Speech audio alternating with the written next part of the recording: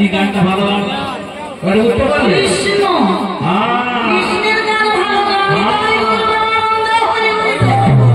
জগতে যত গান আছে এই কৃষ্ণের গান হলো ভালো গান তাই বলে গোপী অষ্টসখীর মধ্যে ললিতা ছিল 1 নম্বর গোপী তাই রাধার সখী।